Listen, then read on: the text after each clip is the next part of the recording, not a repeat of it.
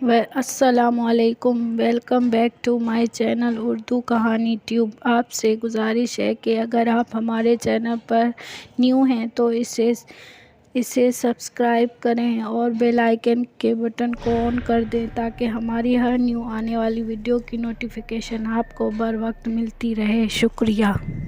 آئیے سنتے ہیں آج کا سچا واقعہ۔ جن پر گزری ہے انہی کی زبانی۔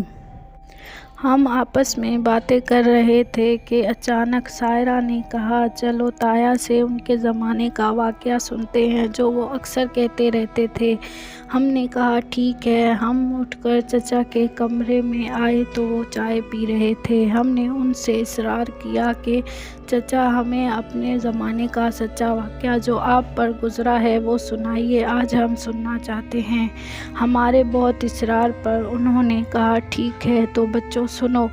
یہ اس زمانے کی بات ہے جب زیادہ آبادی نہیں تھی، بہت کم گھرانے تھے، کم لوگ تھے۔ اور اس بات کو تقریباً 45 سال گزر گئے ہیں۔ میں ایک ماربل کی فیکٹری میں کام کرتا تھا۔ وہاں بچوں کے کھلونے بنتے تھے۔ بڑے بڑے ملکوں سے آرڈر آتے تھے اس فیکٹری میں۔ میں اتنی محنت سے کام کرتا تھا کہ فیکٹری کا مالک محمود صاحب مجھ سے بہت خوش تھا اور کوئی بھی آرڈر لینے سے پہلے مجھ سے مشورہ ضرور کرتا تھا۔ میری اس سے کافی اچھی دوستی ہو گئی تھی۔ ایک دن محمود صاحب نے کہا کہ محمد بچل صاحب، کل میری شادی ہے اور تمہیں ضرور آنا ہے۔ میں نے بھی حامی بھر لی۔ اگلے دن میں اس کی شادی میں گیا۔ شام کی تقریب تھی، سو رات کے دیر تک چلتی رہی۔ سب نے تقریب سے فارغ ہو کر کھانا وغیرہ کھایا۔ جو دور کے مہمان تھے انہوں نے رات رکنے کا فیصلہ کیا اور جو قریب کے تھے وہ مہمان تو چلے گئے۔ بہرحال میرا گھر قریب تھا تو میں نے بھی جانے کا ارادہ کیا۔ میں نے محمود صاحب سے رخصت مانگی تو محمود صاحب نے کہا کہ بچل صاحب، مجھے لگتا ہے تمہیں رات یہیں رک جانا چاہیے، کافی رات ہو گئی ہے اور شاید رات کے 3 بج رہے ہیں۔ میں نے کہا آپ کی مہربانی، میری والدہ پریشان ہو رہی ہوں گی۔ میرے زیادہ اصرار پر وہ راضی ہو گیا۔ میرے زیادہ اصرار کرنے پر وہ راضی ہو گیا اور کہا کہ ٹھیک ہے بچل صاحب، اگر تم جانا ہی چاہتے ہو تو ٹھیک ہے چلے جاؤ، لیکن اپنی والدہ کے لیے کچھ کھانا وغیرہ بھی ساتھ لے جاؤ۔ محمود صاحب نے مجھے کھانا بھی پکڑا دیا۔ میں کھانا لے کر وہاں سے نکلا اور گھر کی طرف چل پڑا۔ رات بہت گہری تھی، تقریباً رات کے 3 بج گئے تھے۔ میرے گھر کے دائیں طرف جنگلات تھے اور بائیں طرف نہر تھی۔ میں اکثر نہر کو پار کر کے گھر کی طرف جاتا تھا اور باقی لوگ بھی نہر کی طرف سے ہی جانے کو عافیت سمجھتے تھے، کیونکہ جنگلات کا علاقہ کافی خطرناک تھا اور آسیب زدہ لوگ کہتے تھے کہ آسیب بھی وہاں پہ رہتے ہیں۔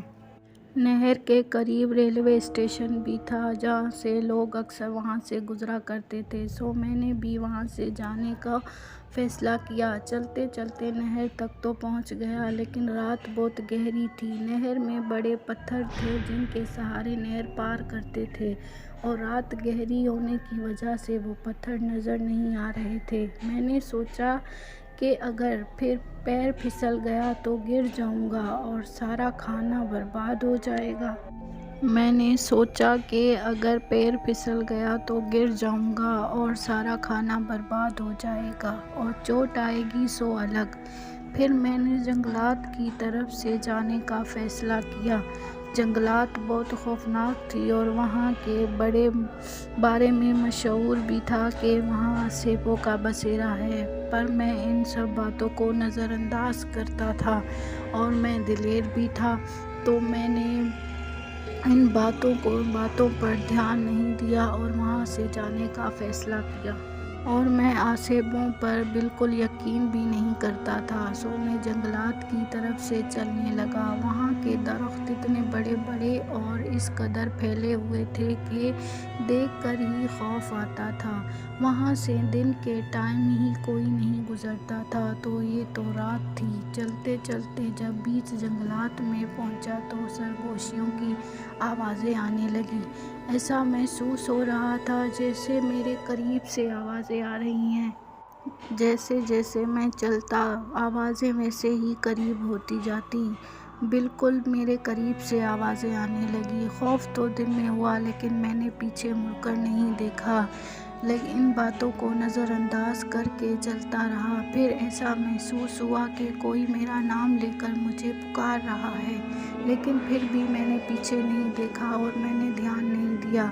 پھر پتھروں کے گرنے کی آوازیں آنے لگیں، اوپر سے پتھروں کی بارش ہونے لگی، لیکن ان میں سے ایک بھی پتھر مجھے نہیں لگا۔ حیرت کی بات تو یہ ہے کہ کوئی پتھر میری دائیں طرف گرتی اور کوئی پتھر میری بائیں طرف گرتی، لیکن مجھے ایک بھی پتھر نہیں لگا۔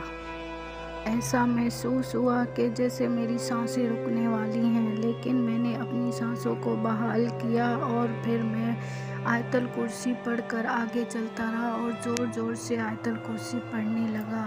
اگر میری جگہ پر کوئی اور ہوتا تو شاید یہ منظر دیکھ کر کب کا بے ہوش ہو چکا ہوتا، لیکن میں نے اللہ کا نام لیا اور آگے چلتا رہا اور زور زور سے آیت الکرسی پڑھنے لگا۔ پیچھے سے بہت سی چیزیں گرنے کی آوازیں آتی رہیں، جیسے کوئی بڑی پیٹیاں پھینک رہا ہو، ایسے آوازیں آتی رہیں، لیکن میں نے پیچھے مڑ کر نہیں دیکھا۔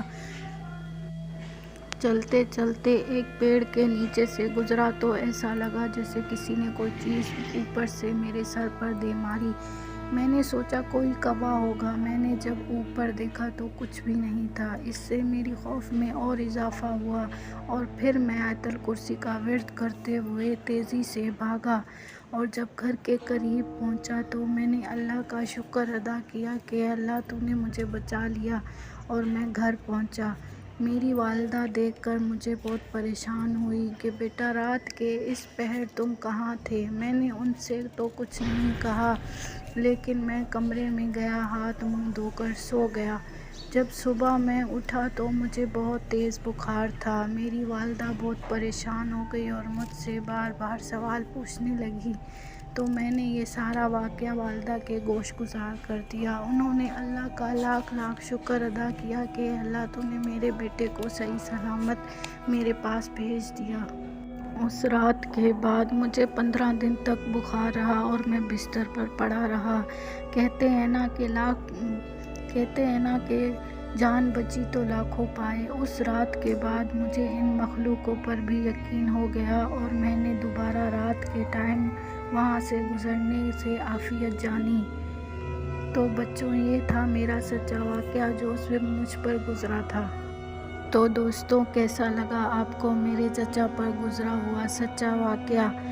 کمنٹ باکس میں ضرور بتائیے گا، اور اگر ویڈیو اچھی لگے تو لائک ضرور کیجیے گا۔